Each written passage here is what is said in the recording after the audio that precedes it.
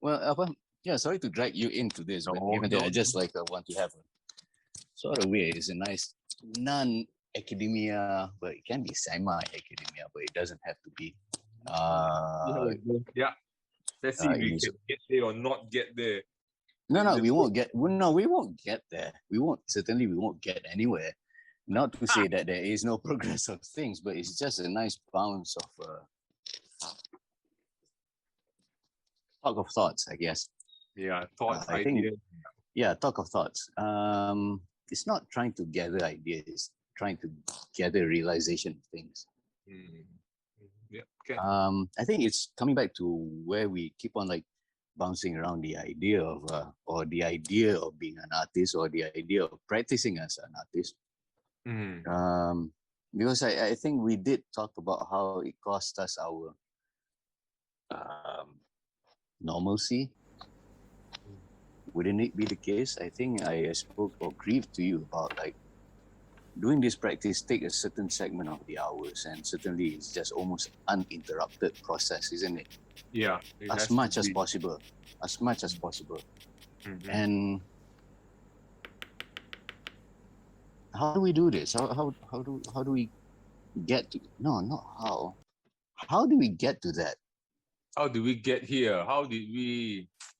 Suddenly, like, you, to others, what they see is like as if that you are fixing a car, or like cooking a dish. Mm. They see it as something like a routine of mundane things. But to Mm. us, it's like some of us is like spiritual up to a point. Now, no, I can't stop. There is a next step that I have to do. Mm. Please just leave me be, sort of way. Yeah, I think there's a need. I think we latch on to it so much, right? That you just got to do it, right? Regardless of what people tell us, regardless of the time, regardless. There's this fixation towards it, and I think when we become an artist, right? Until now, I think so much things that we have latched on, like from single to dating to getting married to getting kids, right? So art has always been I don't know, with the forefront. Sometimes it become background, sometimes, but But it's always been there. yeah, that reminds me. It's like all this dating or seeing others, or even like a normalcy routine, being a family man. Yeah. That doesn't sound like doesn't it feel like sometimes it just um not part of it. Mm. So some people keep it the same, but I kind of keep it separated. I don't think so. I can breach it. I still couldn't breach the two. You see. It never can be breached, is it? Well, no, it can't. No, it can't. But do you want to be breached? I didn't want it to. I don't want the two. I don't. No, no. That's no. Both exist. That's the thing. It's Yeah, like some both. people say it's the two sides of a coin, but to me, it actually doesn't. It's like two different rooms. Not even side of a coin. It's two different rooms. Two different And coins all together, I think. yeah, I mean, like you put on a hat that you're a family man. Yeah. Okay, you put on a hat, you're a family man. Just like you walk into the space, okay, I'm a family man. Now I got to do this, but some portion of you is unwilling to be that. Yes. Because Isn't it? we are always selfish. No doubt people seem to think it's so seamless, right? This whole changing hat. But Mm. wearing a hat, do you make that character, do you really embody that character so much that you can forget about the character before that? I don't know. It seems easy. It seems, when people put out their face, many hats, I bet, and do you do it so well? Do you do it well enough, or do you so convincingly lie to everybody beside yourself? No, it's not a lie. It's just unwillingness. Mm-hmm. But you're still doing it, right? Well, you're still doing it for the sake of doing it, so that it's presentable as if that you're doing it. Sounds. This is cruel. This Really? conversation can be a cruel in some But way, but yeah. it's something that is not to say unspoken, but it's true. I mean, like this goes to writers, this goes to performing artists, especially to those that are much more dedicated lot. Mm, yeah. Uh, Especially I see this in writers. They shut them off from the world for quite a Right. while. Yeah, writer is even more. I mean, More intense. more intense, I think, because they need that space, right? They need a space to utilize a faculty of mind to their Correct. hands and to keyboard, typewriter, or even Yeah. pen and pencil onto the paper. Yeah. Is it because we had that whole physicality to our craft, right? That when we walk away, right, we don't bring, you don't bring a camera, you don't bring your liquid, I don't bring my brushes, right? So that kind of detach it a bit physically. But for writers, right, if they live in they live in their mind, right, how could they detach that from it? Yeah, I mean, like if we're away from our tool, the writer is to the space that they go, just like the studio, which is the birthplace of our artworks. Yeah. The writers have their corner or a study room. Yeah. Or isolation. And one noted as well.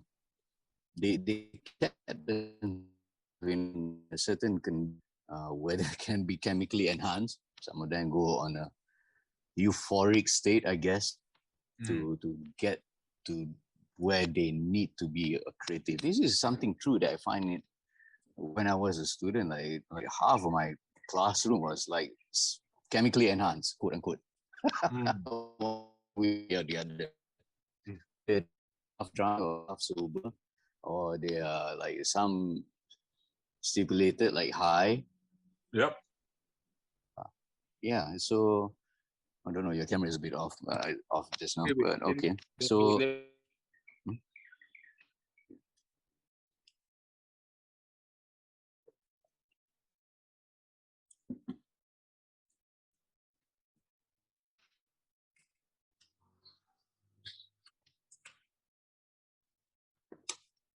how's your line doing, Doc? Yeah, we're back. Okay, good. Yeah, okay.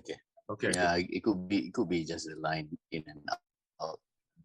Typical problem of the current days affair communication, in which it's kind of funny that I think that I see you more often online than I see you in person. Now it sure feels that way now.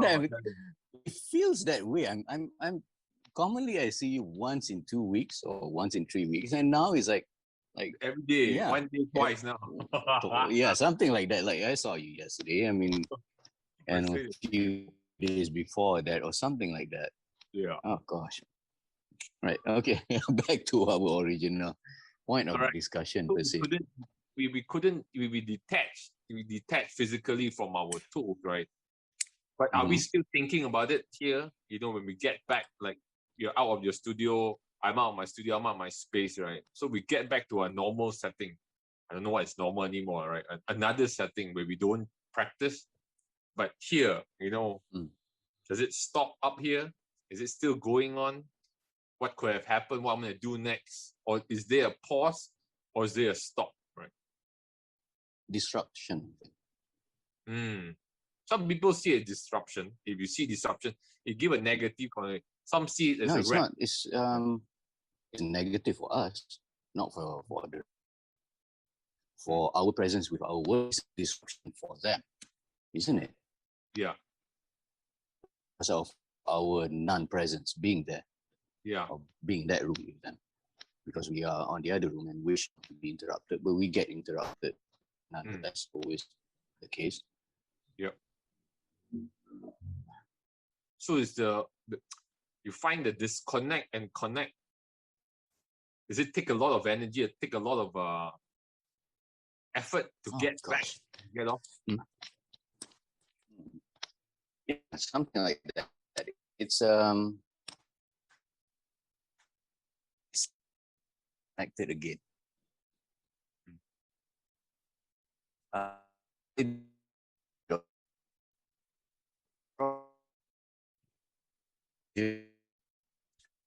Which is where you immediately can start the engine and go. But in my case, it's like maybe I mean like nowadays because I got a lot of day task manageriality, the one that annoys me as well, that now it actually invades my space, my workspace. Yeah, you have this unusual contraption, which is the laptop there.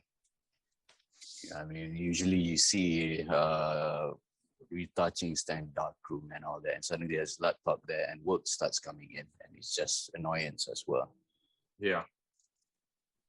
But that can be done by just closing it up and just do away with it and never bother until the work day that comes attention to it. But back to the strong point that I like to sort of way, just pick your brain on this part. Okay. When we start our artwork, when the constant disruption happens, doesn't it feel incomplete? Yeah. When you get to the end of it, I mean, like you finish the work, but some portion of you, because the process has been consistently start, stop, it feels incomplete. It feels unfinished, not in a sort of way how you tell the audience, I mean, like people can interpret whatever, whatnot, but I don't know if you're getting what I'm trying to say. Even though you finish a piece, you finalize, you varnish it or whatever, whatnot. In my case, it's varnish is the final end. Correct. And just like frame it up or just put it in an appropriate case and get it done with. So physically, it's finished. But there's some part of me feels like it's not. It's incomplete. It's not to say not finished. It's incomplete. Maybe. I think, is that the right term? Yeah, I mean, a lot of artists felt that way. Me myself, if I feel it's incomplete, right, or you, because some people believe so much in the process, or the journey, and not so much for the finishing, right? So there's always this nagging need that the next one could be more complete. So we're chasing this elusive finishing, the elusive, that perfect work that we can never get to.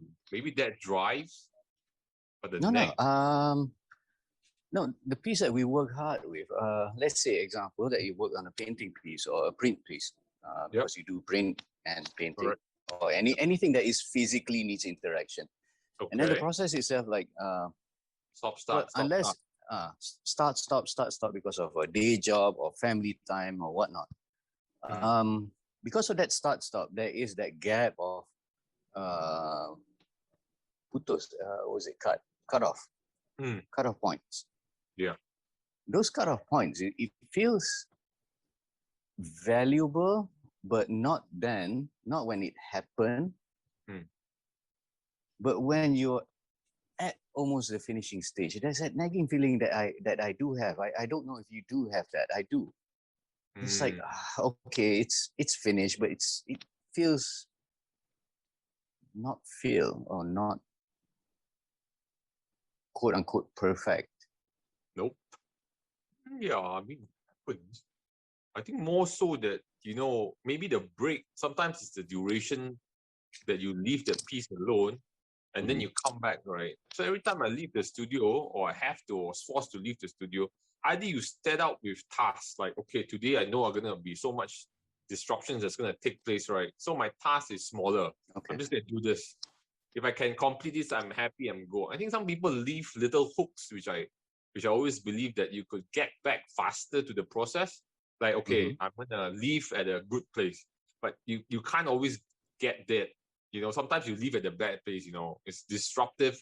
You couldn't plan for it and you just have to walk away, right? And I always feel that when that happens, when you come back to the piece, right, you don't know where you are. Kind of like an out of body, like, where am I? And it takes a lot more energy to get back to it, or maybe a couple of sessions to get back to it. So imagine if it happens constantly, right?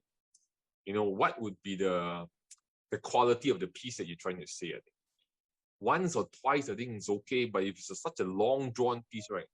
Like some of my work would go on for like 8 months or 9 months in a single painting, right? It just takes too long. I think people can get pregnant and give birth. I always tell people to that. True. 8-9 months to do a piece is crazy, right? I tell you. Isn't it?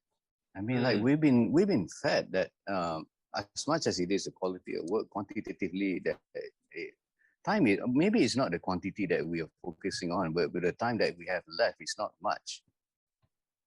I always look at that. Look, I mean, like I'm 44 now. I got like a good run of the next 15 years. How many pieces of important piece for me, not for the rest that I can do. Yeah, this is a great, I think it's a great topic, right? So there's two camp of this belief. I am studying. One is, right, the more you do, right? I know some. I'm gonna read this quote. The more you do, the more you get. It's like, well, let me read this to you. This is sponsored by favorite right here. You can't use up creativity. The more you use, the more you have. This is by Maya Angelou, okay, favorite comment. But then, right, physically, it's finite. We, like you said, we only have 15 years, 10 years, right? Our energy is finite. It's like a car battery, or it's like a phone battery that we can't change, right? The level of creativity cannot be used up. I agree that the more you do, the more you get creative, right? But the physical part, we can't deny that part, that, that is like going downhill, whether we like it or not. True. The thing is, yeah, creativity is momentumly, it goes up, but it can be, here's the case, like a ball chain, because our physical self deteriorates. Correct. Yep. I mean, like I noticed just as of recent as well, because I just fell, my body just like fell apart like early part of this year. Yep. And suddenly the feeling of, it feels like my body aged faster than myself. If you get what I mean there. It's so alarming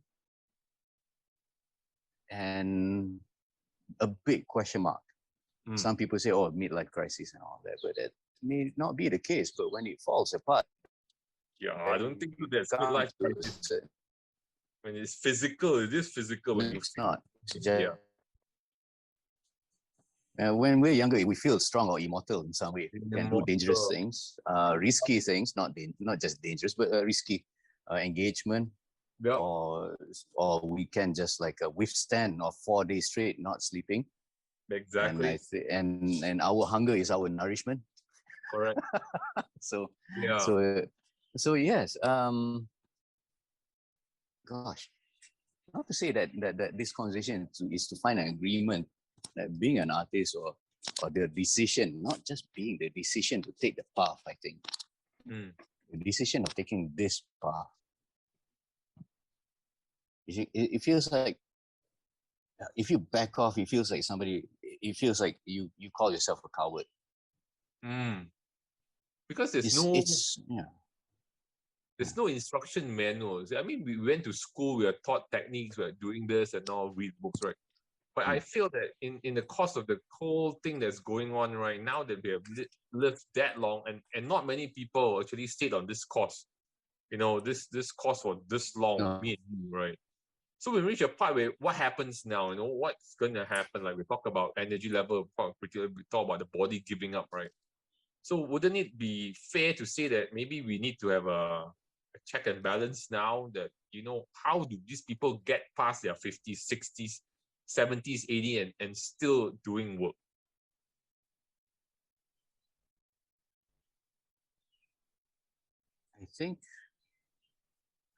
I don't think there is an absolute formula, just like you say there. There's no book, there's not enough words, even our words, to those that's listening as well, are able to agree or disagree what we sort of way, like spread crumbs. Okay, it's like a Hansel and Gretel thing. They spread the crumbs so that there's a certain trail that you think that is the right way. I see. This is very true. I mean, like the path that I'm seeing. I mean, you do practice a good, healthy step, but in some cases, like myself, I take the more of self-inflicted damage. Okay. Smoking, not sleeping, because it feels like it gives that small little adrenaline jolt.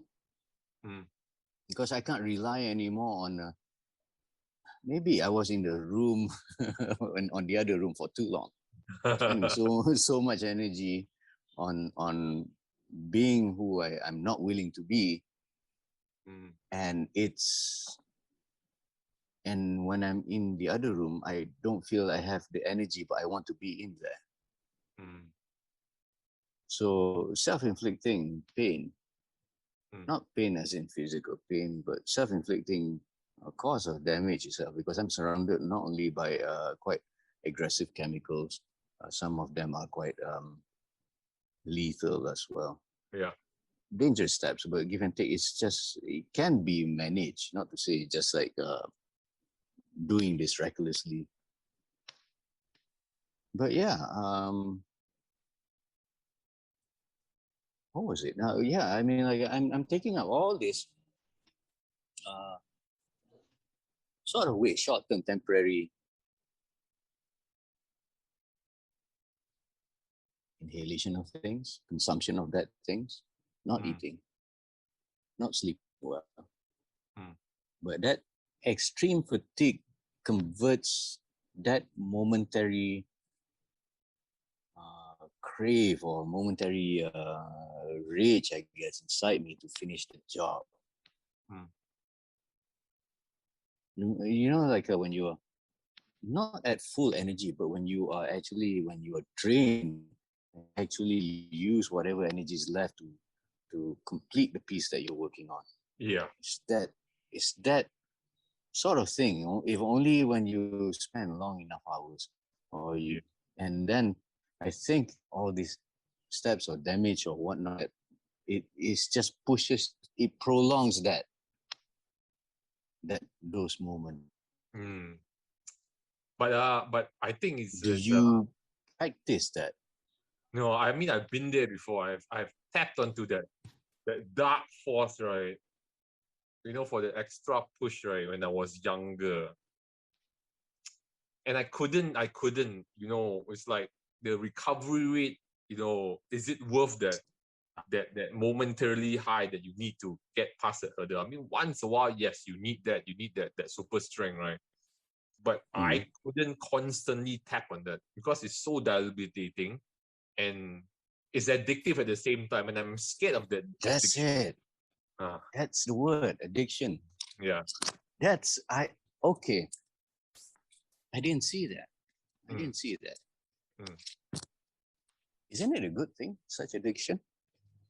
Yeah, people can see it positively because you want that high, right? But what's the giveaway? What do you have to leave on the table every time you get high? I'm scared, I'm scared of that. I know whether when I was younger I dare to, but now as I'm older, right, it's like not sleeping physically, not sleeping one night, where I could take like 7 days to pay back. So what's the payback? What do you have to sell yourself for this? For this addiction? Or do you want to tap it off where the To not addiction is be mild? to not be in the other room. Yes. To not I be in think, the yeah, to not be in the other room, so that sort of state, I think that sort of state actually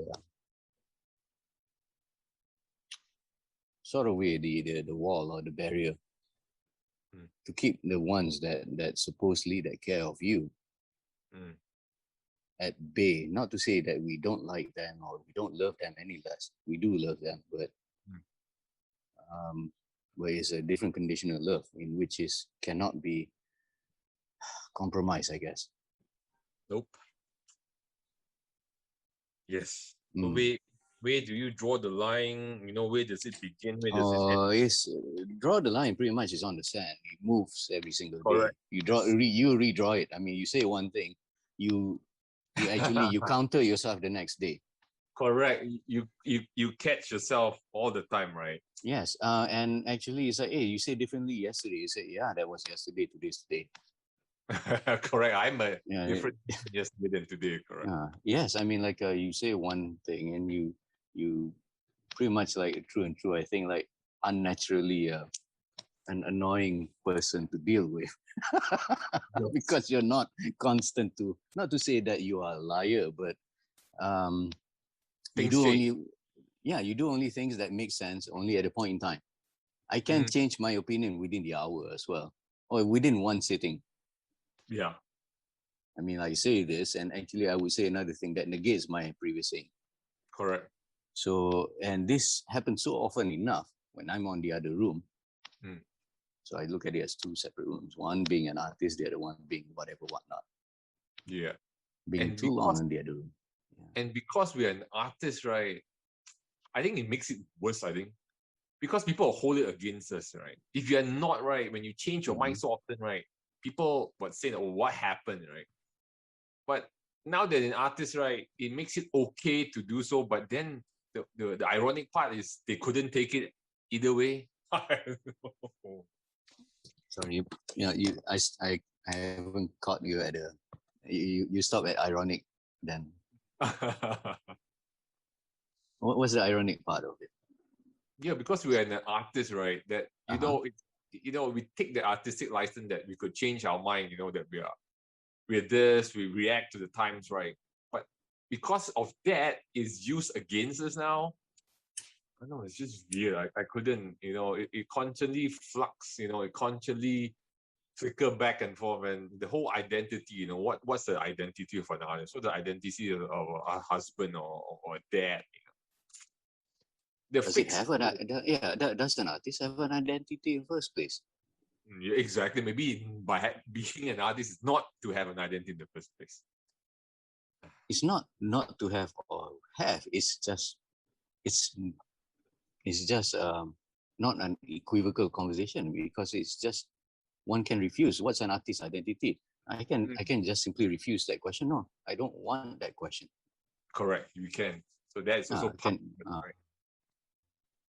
right? I don't, because I don't have to self-identify. To be an artist, to be this. There's a list of checklists that you have to deal with. Makes less human, I think. Such a mechanical thing to put things into a checkbox. Yeah, but people do it to us all the time, ain't it? Mm. Oh, he's an artist, he's temperamental. Oh, he's artist is why he needs space.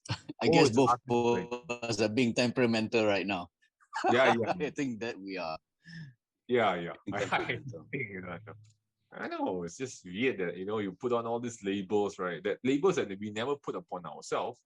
But when we use those labels that people put on us, right, they get NC and they go like, oh, you shouldn't. It's like, why? It's okay for you, but we can't use it ourselves. I think that's the irony. Is that why that most of those that do significant, really dedicated pieces of work are commonly people who are sociopathic behavior? Yeah, being an asshole most of the time, I think. Yeah, I mean, being a jackass or asshole. Because you read all their biography, right? None of them end up well, I can tell you. Or very little of them, right? Yeah. Not even end up. I mean, like all throughout their life, they never are well. Yep, never. Relationship, health-wise. Is everything that is disjointed to the expectation of normalcy or healthy, quote unquote. Refuse to. How about yourself, Ivan? I mean, sorry, this is not much of a therapy. Well, it's not to prod or pry or therapy or whatnot, but considering that you do quite a number of significant works that is being produced recently, I'm sure that you've been asked this sort of questions, but I don't know if you ever been asked by a person who is sort of in the same, not to say same boat, but people would see what they want to see. I think the work, the person behind the person. I know. I think all this stereotypic, right? Like we're talking about all these major artists that didn't end up well throughout their life. And I always struggled with that. I always wanted to prove them wrong, that you could find a balance. You could have your cake and eat it, right? So it's so elusive, right? That you don't. I mean, everyone had their days, and then there are the other days, right? I know. Sometimes if it doesn't work, it doesn't work. I come to realize or accept the part that you couldn't make amends, you couldn't please everybody. why don't you just please yourself? At the end of the day, at least you try to make it work, right? You Yeah, I think so. I mean, have to try to make it work. Have to. Too many times or occasion that I have to overly explain why I do what I do. mm, It is a fatigue and tiring, yeah, and you got to locate the right vocabularies and the so right that time. Yes. and the right time so that we quote unquote not to appear like an asshole. Yep. Less of an asshole. Less of an asshole or less of it. I mean, Yeah. um, yeah, I mean, like certainly. I mean, like each one has a pathways. I can't wait to get back to be a full-fledged practitioner. Some people it's a dangerous route because of financial instability towards that sort of direction. But what sort of it's a risk taking. Mm. But that becomes as another set of conversation, say in terms of financial Yeah. stability. Yes, that could be 3 months or One is 6 I don't videos. think that is that we yeah it'll be another set of a series about that because Yes. I think it's has to be a person that sees the curation of I guess the curators per se can see this better or the gallery owners because they see enough quote unquote suffering artists. I'm sure that they can actually formalize a proper answer to that Mm. because each one earns respectively differently. Yeah. So you can't that artist earns $7 million for work that's called I don't know, I could be wrong in terms of amount. $7 million for work that is called 99 cents. So it's a photographic giant mural piece of I think shopping mall like our 99 speed market. Well, This is cool. some people do that good work or good process of thinking. Where else is never is true for the creator. For the creator is always just do. Yep. I like that. I like that. We're just rambling from one to another, but it kind of overall, I got a lot from this. Things that I normally never say. Because how do you talk to yourself, right? Like talking to you is like talking to myself, which is kind of cool, I think. It's kind of nice. I mean, like it's not like showing mirror. Well, it does technically just showing mirror to our own face, but yeah, showing mirror to our own face, and it sort of way not to say recognizing ourselves, but realizing what we are. I think it's who we are, and actually, does it change anything? No, it doesn't change anything. No, It doesn't. No, it doesn't change squat. It's not nope, meant to change anything. nope. I'm not here to change your opinion, and so do you, Ivan. Yeah, We're not here to change each other's opinion. We just no. It's having already a casual chat. correct. That I don't think that we are able to speak like this with other people. No, I think that you need to have a certain level of trust, right? To be so open Exactly. I think that's it. That's it. and talk Trust. about it openly. Yeah, very important. I think you put another platform, another panel, right?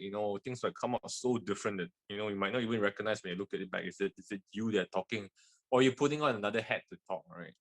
Maybe, maybe that's the case. What's happening here as well. But when I talk about this stuff to other people, they tend to try to correct me, Yes. and that sucks. You don't. There was a phrase. There was a saying. Not to say saying. There was a time when I talked to you, Ivan. I said I refuse to be fixed. I don't want to be fixed. Nope. That's why I agree. That's why sometimes I think that it's okay to be broken. It's okay. Why do you want to be fixed anyway? What is Correct. broken?